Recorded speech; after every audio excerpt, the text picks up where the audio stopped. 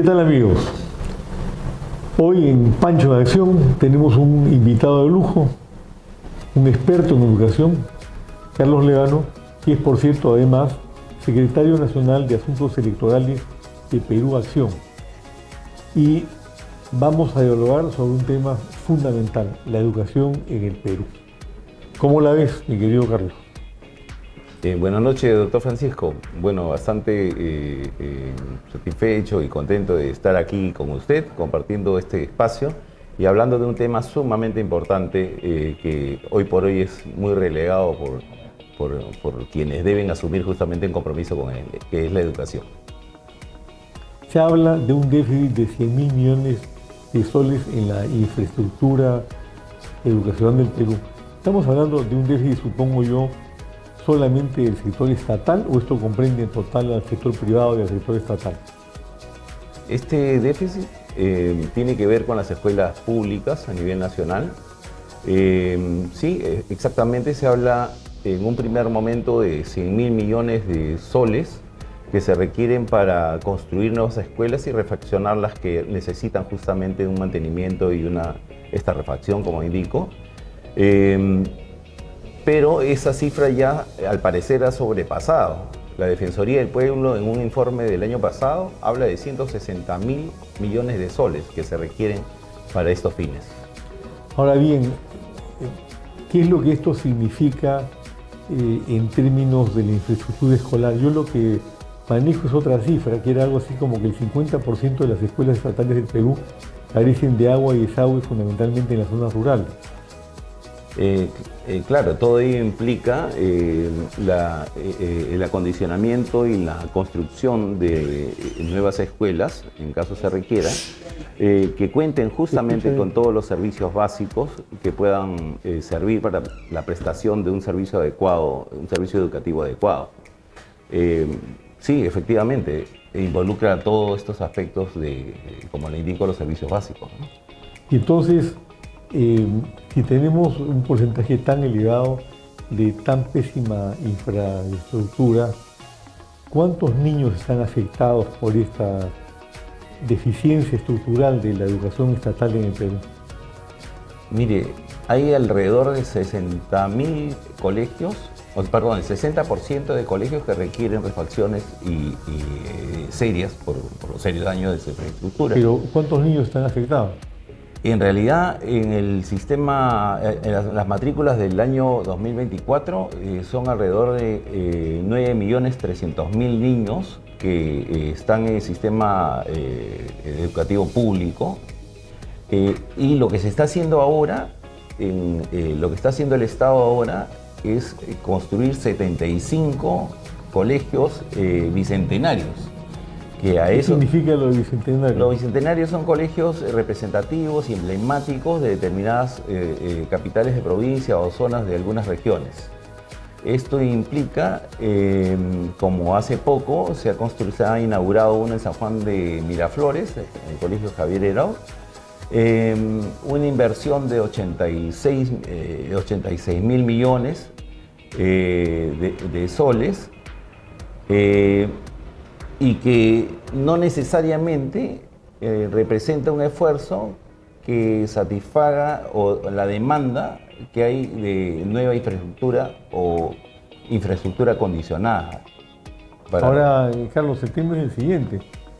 Según las cifras que estamos viendo, si hay más de 9 millones de chicos que han sido registrados o matriculados este año, y hay un déficit en el 60% de la infraestructura, quiere decir que hay más de 5 o casi 6 millones de alumnos que están acudiendo a locales que no tienen la infraestructura adecuada, y en muchos casos lo que yo la información que tengo es que no tienen agua ni desagüe y cosas por el estilo. Entonces, ¿qué quieren hacer con los colegios bicentenarios? El mismo cuento que hizo Alan García cuando lanzó sus famosos colegios emblemáticos. Sí. Lamentablemente estas instituciones educativas en realidad no requerían en algunos casos una construcción nueva, y lo que se está haciendo es básicamente para la foto, ¿no? Es decir, para decir que se ha hecho algo por la infraestructura educativa, pero en realidad esto no representa beneficiar a la mayoría de los estudiantes. Son alrededor de 188.000 estudiantes que se van a beneficiar de estos 75 colegios nuevos, bicentenarios. O sea, el 2% del alumnado. Así es. ¿Y cuál es la inversión total que van a hacer en estos colegios bicentenarios? A la fecha se van construyendo alrededor de 30. Se espera que para este año 2025 se concluyan con los 75, pero en realidad esto no responde a la demanda y la necesidad de los estudiantes. Claro. Ahora, parte del análisis que he podido hacer me lleva a algunas conclusiones.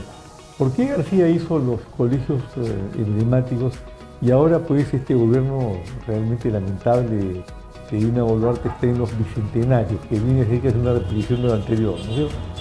Porque si tú, por ejemplo, pones un hermoso auditorio al borde del Zanjón del Paseo de la República, hoy Vía Expresa Luis Bedoya Reyes, en el colegio emblemático Alfonso Ugarte, por ahí pasan miles de vehículos que van a poder ver la obra. Pero si tú haces un arreglo de agua y desagüe en un pequeño colegio de la Sierra del Perú, a donde los niños concurren después de caminar 3 o 4 kilómetros para no tener agua ni desagüe, nadie se da cuenta. Entonces, yo creo que acá hay tal vez una vocación electoral, pero no educacional y ni mucho menos la correspondiente sensibilidad y responsabilidad social con los niños del Perú, ¿no te parece? Lamentablemente es un mal enfoque o una mala intención en todo caso de destinar el presupuesto para infraestructura, porque lo que se requiere es justamente darle mejores condiciones a los estudiantes que así lo necesitan, ¿no? Y eso no implica que las capitales de provincia sean las únicas que se beneficien con locales escolares de este tipo. El día domingo se ha caído un muro de una institución educativa de la 7087 en San Juan de Miraflores. Imagínate, sí. O sea, una obra mal terminada. Y te comento algo, hace ya bastantes años, durante el segundo gobierno de Fujimori, a mí me invitaron en Abancay a la inauguración de un colegio estatal. Pues yo llegué, era época de sendero, en fin, era una zona roja, le pusieron hasta una guardia de cortes de aeropuertos para la ciudad, y cuando fui a visitar el colegio no estaba habilitado, era obra negra, tenía aulas, pero no tenía carpetas, no tenía pizarras, no tenía absolutamente nada que fuera valedero para que funcionara como un colegio. Entonces llamé a las autoridades y les informé que yo no iba a inaugurar absolutamente nada. Ahí quedó la inauguración. Yo creo que es parte de la historia del Perú. O sea, el juego que tú dices de la foto, pero a la hora de la verdad, por lo que estoy persiguiendo, lo que tú acabas de señalar y la información que tenemos recabada en el plan de gobierno del partido, la situación sigue siendo exactamente la misma 20 años después. Los resultados... Y peor. Sí, los resultados educativos demuestran que estamos en una de las peores crisis educativas en el Perú. Comparados con países latinoamericanos, creo que estamos a la saga, a la cola de todos. 8 de cada 10 estudiantes comprenden lo que leen según las últimas evaluaciones de la internacional PISA. El 50.4% de los estudiantes de zonas rurales comprenden lo que leen. 50. Y que no alcanzan el mínimo de puntaje de la evaluación, o sea, no llegan ni siquiera a 2 puntos, son 6 puntos. Entonces, esto resulta lamentable, esto devela justamente la poca intención y el poco propósito del Estado para poder responder a un sector sumamente importante que es la educación. Y eso en las pruebas internacionales, pero en las pruebas nacionales, si usted revisa las cifras del Ministerio de Educación, en el segundo grado de secundaria, el 70% de los estudiantes no logra aprendizajes en matemática, por ejemplo. Y eso es a nivel nacional. En la zona urbana sube este porcentaje al 84%.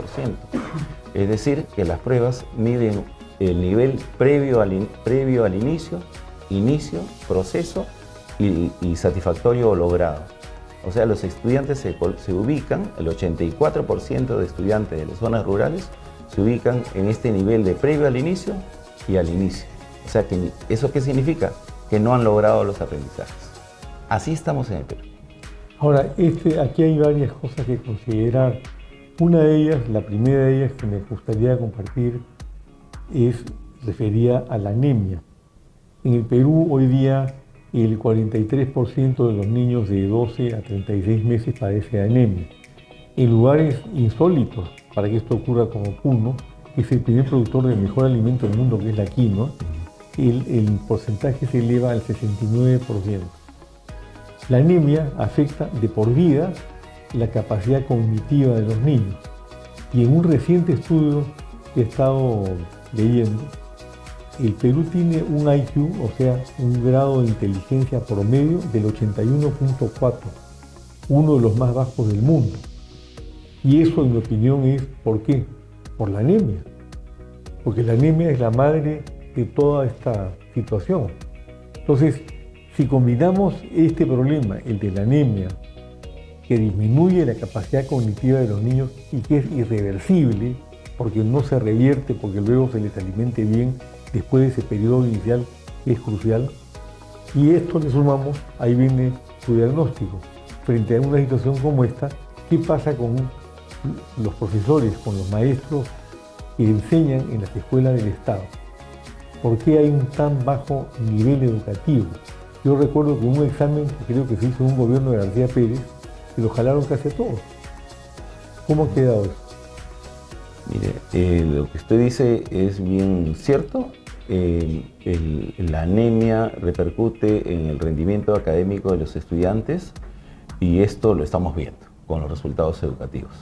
No hay una política de Estado que impulse una estrategia que vincule al Ministerio de Salud y al Ministerio de Educación para efectos de revertir esto.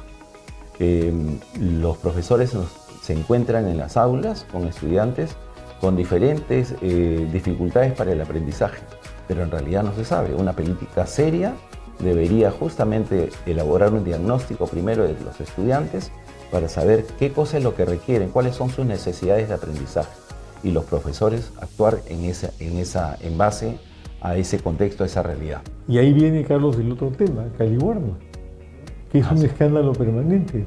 Ahora este personaje Hinojosa, que ha sido alto funcionario de Caliwarma y que está involucrado en los temas famosos de que a los chicos se les ha dado comida para animales o alimentos putrefactos, etc., está de vocero de la presidenta del Perú, que es la señora Boluarte.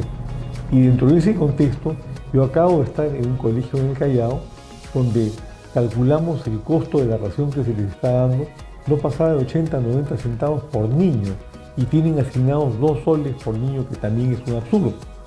Y finalmente, esos chicos, los más pobres, dependen de este alimento que les da Caliwarma, por lo menos en el desayuno, y resulta que cuando salen de vacaciones no hay Caliwarma, es solamente para ir a la escuela, o sea que en los otros meses no hay necesidad de que tengan ese apoyo del Estado, según los criterios que se están manejando hasta el día de hoy.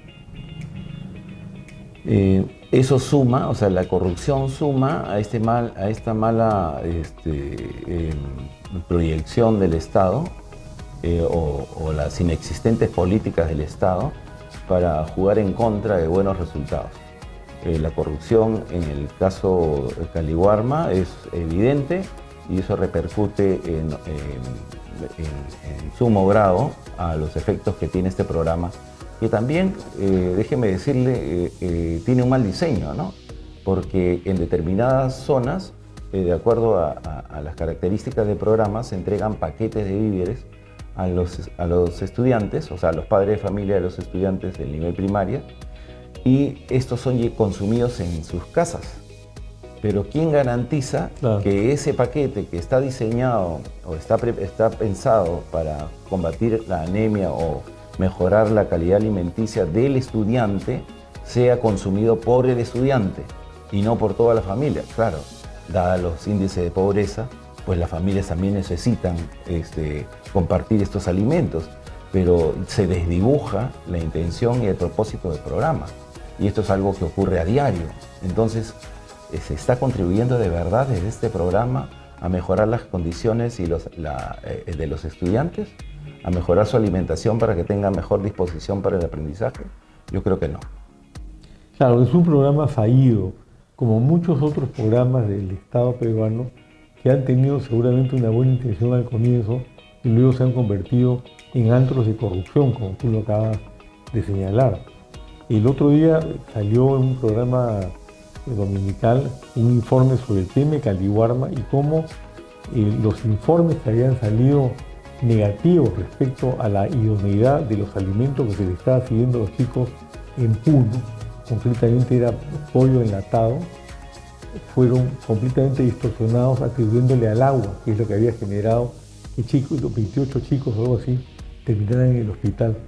Esos personajes, en mi opinión, y dentro del contexto del plan de gobierno nuestro de Perú Acción, Mano de Hierro, deben irse a la cárcel con cadena perpetua. No podemos tener mano blanda con esa gente porque se la pasan haciendo este tipo de trampas y de contubernios y de fraudes y luego 1 año, 2 años en la cárcel y salen y no les pasa nada. Y la cosa se sigue repitiendo, inclusive lo siguen contratando. A este Hinojosa, que viene de Caliwarma, lo han premiado como vocero de la Presidencia de la República. Imagínate. Ya todos estamos viendo los contubernios que existen para mantener a los ministros y a los funcionarios en los puestos públicos, y es lamentable que eso vaya más allá de la expectativa que tienen todos los peruanos de que las políticas sean en favor de la población.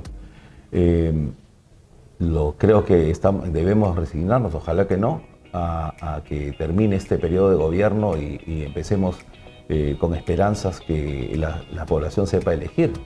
Mientras lo que está ocurriendo sigue siendo lo que todos lamentamos, ¿no? Escasas condiciones para que los estudiantes tengan buenos aprendizajes, un sistema educativo que ha fallado por un exceso de burocracia, porque el diseño actual no responde. Le comentaba que hay 4 instancias. Estamos hablando de los alumnos, ¿no es cierto? Y la gravedad de un sistema que en realidad se ha convertido en un fraude desde el punto de vista alimenticio y desde el punto de vista de la infraestructura. Ahora tú, como maestro, dime, ¿qué pasa con los maestros? A ver, el Ministerio de Educación, o sea, el sistema educativo de la educación básica está constituido por 4 instancias. El Ministerio de Educación, las direcciones regionales de educación, que cada región, las UGELes y las instituciones educativas. Cuando el Ministerio diseña y pone en vigencia una medida, una política educativa, se asume que las instituciones educativas deben de incorporarla en su quehacer escolar para justamente desarrollar sus actividades pedagógicas y escolares. Pero ¿qué ocurre? Que en el trayecto, es decir, que mientras que pasa desde la dirección regional a la UGEL, esto llega como un teléfono malogrado. O sea, el docente y los directivos reciben cada vez menos de lo que deberían recibir en razón de asistencia técnica, capacitación y una serie de factores que mejoran el servicio educativo en las escuelas. ¿Qué está ocurriendo aquí? Está ocurriendo de que esta estructura ya no funciona, que el ministerio lo único que le interesa son cifras y los otros son mesa de parte que recogen cifras de las instituciones educativas para conducirlas al Ministerio de Educación. Yo creo que esto necesita una reforma. Yo creo que no son necesarios conformar tantas UGELes y tanta burocracia, sino centros de generación de condiciones operativas para las escuelas. Es decir, que las direcciones regionales en cada una de las regiones del país establezca los puntos necesarios con un reducido personal que simplemente canalice. ¿Cómo llegamos a eso, Carlos, tomando en consideración la politización que hay en el sector educacional, el hecho que quienes han venido llegando al poder simplemente han dejado la estructura y el personal tal como estaban, no han hecho ninguna reforma significativa y además de abandonar la infraestructura y además de coimear a través de la alimentación de los niños, trabajan con esa gente.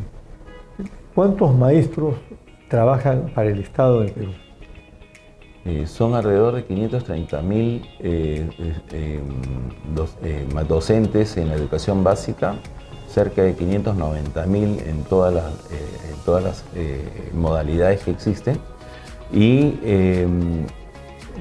a pesar de que se ha generado la carrera magisterial... O sea, ¿tenemos más de 1 millón de maestros? No. 530.000 en la educación básica. Ya. Que es inicial, primaria, secundaria, educación básica especial, alternativa, ¿no?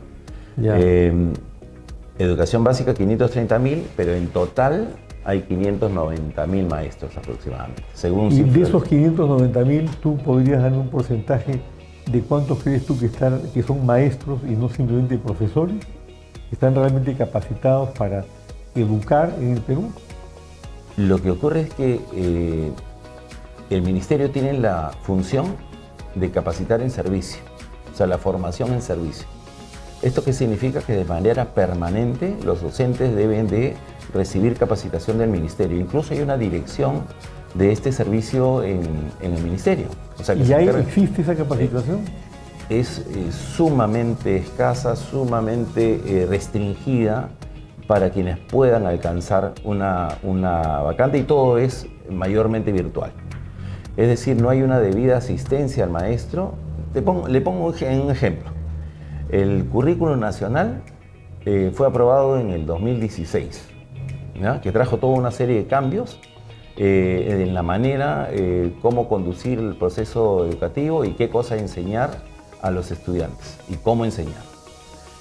Lo digo en simple para que nos comprendan todos, ¿no? A la fecha, o sea, estamos en 2025, son 9 años. 9 años después, los profesores no han sido debidamente capacitados para poder, por ejemplo, desarrollar una evaluación formativa de manera adecuada, o sea, evaluar a los estudiantes. ¿Qué pasó? ¿Te acuerdas cuándo fue ese famoso examen que se lo jalaron a todos o a casi todos? Eso fue en el 2008, en el gobierno de Alan García. Ya. Sí, ahí la valla estaba bastante alta porque la evaluación fue algo complicado, algo difícil, y solamente, claro, cerca de 8.000 profesores alcanzaron a nivel nacional la aprobación entre 11. ¿Sobre cuántos en esa época? No recuerdo exactamente el número de postulantes, pero fue una cifra bastante mínima. Fue mínima. Sí. Creo que eran como 500.000, no, 300.000 me parece en esa época. En promedio se presentan 300.000 docentes para el nombramiento. Bueno, tú estabas desarrollando algo que me parece interesante, ¿no? ¿Qué ha pasado entre el 2016 y ahora? Claro, decía que solamente para darnos cuenta de cuán necesaria es una formación en servicio de manera permanente y sostenida a los maestros, es que a la fecha aún hay dificultades para implementar el currículo nacional. O sea, estamos hablando de 9 años después. Y esto trae consigo toda una serie de deficiencias que... ¿Y a qué atribuyes todo esto? Justamente que no hay una política seria, pedagógica, centrada en los aprendizajes de los estudiantes desde el Ministerio, que traiga consigo esa intención, ese propósito de capacitar de manera permanente y adecuada a los estudiantes. O sea, la burocracia ha ganado tanto que deja libre albedrío de los profesores, de sus propias capacitaciones, para poder entender de cómo es que debemos asumir este currículum nacional. ¿Tú crees que esto se puede arreglar? ¿Cómo lo arreglamos?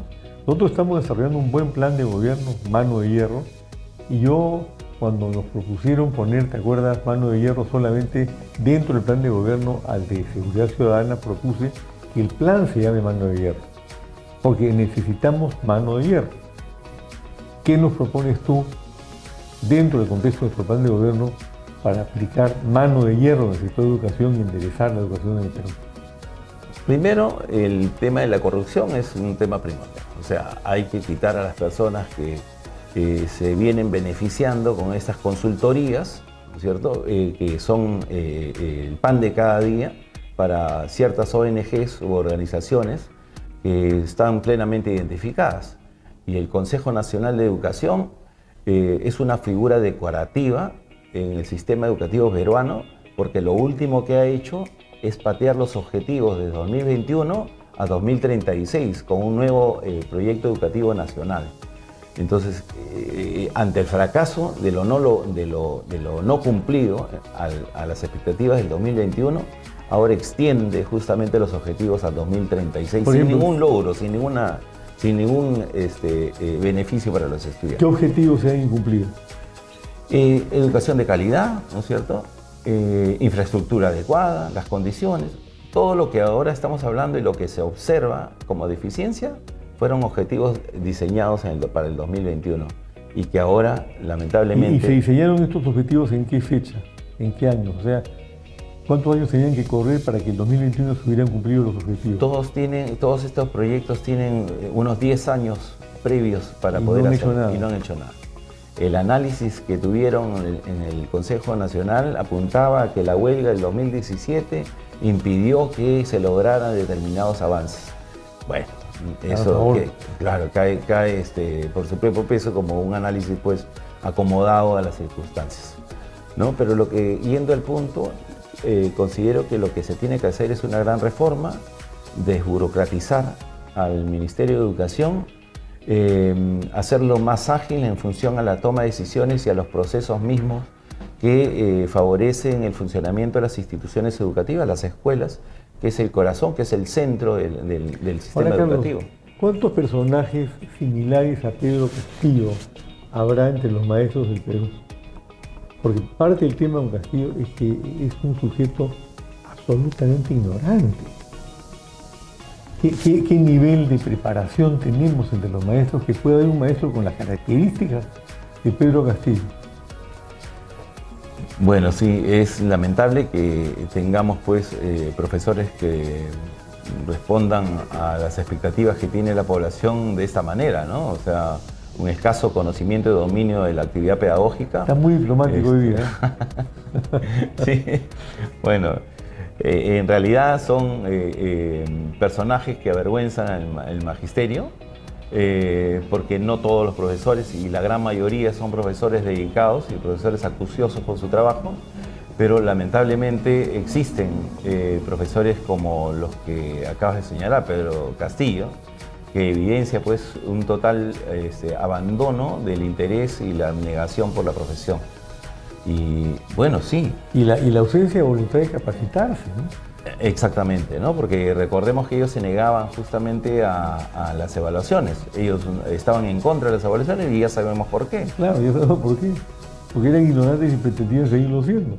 Ahora, yo recuerdo mucho, mira, hace algún tiempo, algunos años en Ica, en una reunión que tuvimos en el Colegio de Abogados de Ica, tuve un largo diálogo con una profesora que me comentó que ella trabajaba en Nazca y vivía en Ica y tenía que viajar todos los días ida y vuelta, y que no tenía recursos para capacitarse. Me gustaría que amplíes un poco tú el tema de la ausencia de capacitación. ¿Se capacita selectivamente? ¿Cuáles son los criterios para capacitar a un maestro estatal?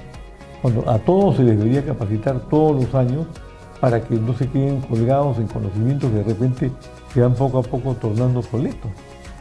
Sí, mire, las capacitaciones del personal docente se han reducido a capacitaciones virtuales, en su gran mayoría. Y con suerte los profesores pueden encontrar, pues, poder registrarse, inscribirse y seguir determinadas capacitaciones en cursos que a veces no se ajustan a las necesidades de los propios docentes, o sea, para su contexto y su realidad. Entonces, el Ministerio tiene Perú Educa, que es una plataforma de capacitación, pero como les digo, los cursos son restringidos, no están abiertos para todos y en todo momento, tienen sus limitaciones, y las capacitaciones presenciales mayormente las hacen las UGELes, pero sin ninguna consistencia. O sea, y sin una planificación que pudiera generar una expectativa de resolver estas demandas educativas de los propios profesores, ¿no? Entonces, en resumen, una capacitación permanente virtual que está limitada y que no tienen acceso todos los profesores. ¿Y por qué no tienen acceso todos los profesores? porque justamente se cierran las inscripciones a determinado número, ¿no? Porque no se dan abasto para cubrir con toda la demanda. ¿Qué porcentaje se cubre más o menos? Son alrededor de 500 a 1000 profesores que se pueden inscribir en un curso, ¿no? Pero no siempre hay una oferta educativa que responde a la expectativa del docente. O sea, pero digamos por curso, y estamos hablando de 590.000 profesores. Entonces, si tratamos de sacar una estadística, ¿cuántos se capacitan al año?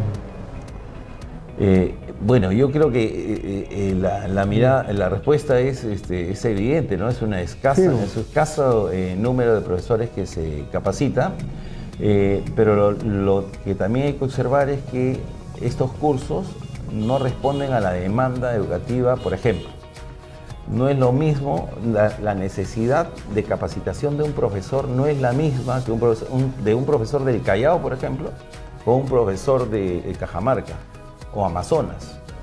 O sea, lo que ellos demandan como oferta educativa son distintas, pero no hay ningún estudio y el ministerio no ofrece justamente una variedad que pueda llegar a cubrir las necesidades de capacitación o las necesidades formativas de los docentes. Y eso es una gran debilidad. ¿Cómo queda ahí, por ejemplo, la educación rural? La educación rural es la más afectada en estas deficiencias del sistema. Justamente un gran número de instituciones educativas son unidocentes y multigrados, lo que significa que o hay un solo profesor o hay 2 o 3 profesores que atienden a varios grados, ¿no? A niños de varios grados. Entonces, esto de por sí deforma el sistema, el proceso educativo, y por eso los resultados. Parece que el Estado se ha empeñado en condenar, por ejemplo, en temas educativos, a regiones como Loreto, Ucayali, Puno, que además de tener un gran índice de anemia, reciben la peor educación que puedan tener. ¿Por qué? ¿En qué consiste esta peor educación? Dame un ejemplo. Porque la propia geografía de estas regiones, por ejemplo, hablemos de Loreto, ¿no? La propia geografía de la región exige que el Ministerio de Educación diseñe una estrategia distinta a las que se desarrollan en cualquier ámbito nacional. Sabemos que para trasladarse de una comunidad del centro de Iquitos a una comunidad lleva horas. Entonces los profesores no cumplen las horas que se le exige, pero es el mismo modelo de Lima el que se tiene que aplicar en estas zonas. Entonces allí estamos hablando de justamente lo que acabo de indicar, ¿no? De una inadecuada aplicación del sistema educativo en razón de marginar o discriminar, por así decirlo, a los estudiantes de estas zonas. Yo creo que ahí se debe aplicar otro modelo y le planteo una idea: las escuelas itinerantes. Las escuelas itinerantes serían un colegiado de docentes altamente capacitados, con todos los materiales educativos, con todo el entendimiento de metodologías activas, es decir, de trabajo a través de proyectos que se dirijan a las comunidades, no de lunes a viernes, pero sí en jornadas largas, enteras, para enseñar a los estudiantes en sus propias comunidades y contextos. Creo que eso sería mucho más provechoso y los estudiantes aprenderían mucho más en su propio entorno y con su propia realidad. Ahora, conversábamos antes de iniciar el programa sobre el tema también de una educación focalizada en lo que significa cada región, ¿no es cierto? Yo hablo de tercero, cuarto y quinto de media probablemente. Sobre eso no se está haciendo mayor cosa tampoco, ¿no? Se asume de que cada región contextualiza el currículo nacional a través de lo que se conoce como diversificación, ¿ya? Que es un documento curricular donde de acuerdo al contexto se diseña un plan curricular de qué es lo que se va a enseñar y cómo se va a enseñar en la región. Pero esto tiene una serie de debilidades y dificultades y que no se aplica en realidad. O sea, esas son las deficiencias del sistema, ¿no? No es lo mismo enseñar pues cualquier área de conocimiento, como le digo, en Lima o en Ucayali, ¿no? Claro, un país tan heterogéneo como el nuestro, ¿no es cierto? Donde tienes 40 y tantas culturas, 40 y tantas lenguas, Así en es. donde la conexión que hay entre un aymara y un machihuenga y Yucumaguas es cero desde el punto de vista cultural, no puede tener pues una cultura generalizada y centralizada en Lima.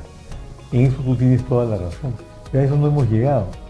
Pero al final de cuentas, mi querido Carlos, lo que yo veo de tu exposición es algo terrible. O sea, hay crisis de infraestructura, hay crisis de alimentación, Así es. hay crisis de currícula y hay crisis entre los maestros. Y sobre esto se viene hablando hace muchos años y no se hace absolutamente nada, o lo que se hace realmente es muy poco, mientras la corrupción, las asesorías y todo lo demás son lo que podemos decir, creo yo, mamaderas de grupos caviares que viven de esto y que inclusive quieren inocular temas como la ideología de género, que es absolutamente inaceptable. Yo te agradezco la concurrencia, muy interesante. Bueno, sabemos que tú sabes mucho sobre la materia y para nosotros, en el plan de gobierno de Perú Acción, Mano de Hierro, es una obligación como peruanos, una obligación moral como peruanos, una obligación patriótica, que estas enseñanzas que nos estás transmitiendo se plasmen en propuestas muy concretas para terminar con la crisis de la educación en el Perú. Les agradezco a la audiencia, estoy seguro que tienen que haber disfrutado de este diálogo con un eminente profesor como es don Carlos Lévano, dirigente nacional de Perú Acción.